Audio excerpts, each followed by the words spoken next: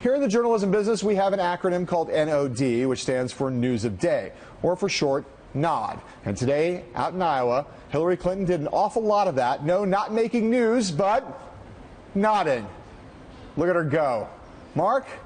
I mean, really, look at that. Wow, she is nodding up a storm. Mark, my question for you is whether when Hillary was not doing that, i.e. nodding, and when she was actually speaking, did she actually say anything that matters in terms of, like winning the election? Look at her keep nodding. This is not doctored video. We didn't slow it down. This is a real-life nods, almost a minute's worth and not a very long event. Two things she did today that I think are going to have huge significance for her. She distanced herself from the Obama economy more than she almost ever has.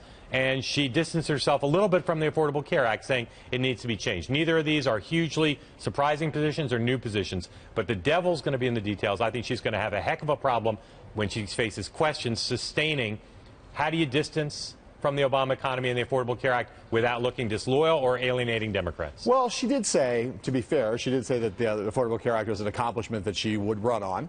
And so, there's the notion that there should be fixes. She's going to run on that, I think, still. But I agree with you.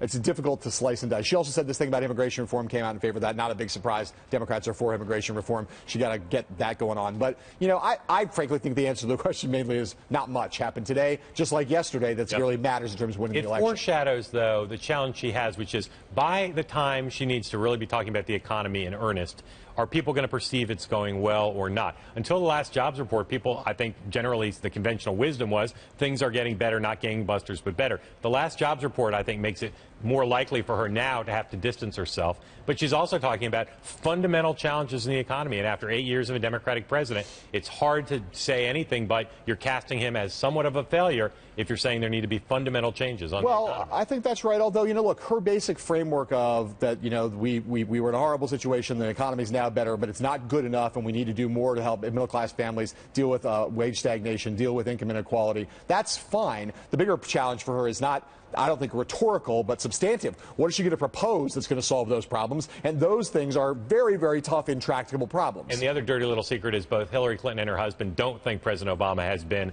all that great a president in some ways, including they think he could have done a lot more on the economy. Yeah. And she can't admit that, but it seeps out of the corners. Yes, and it will more and more. You can see it.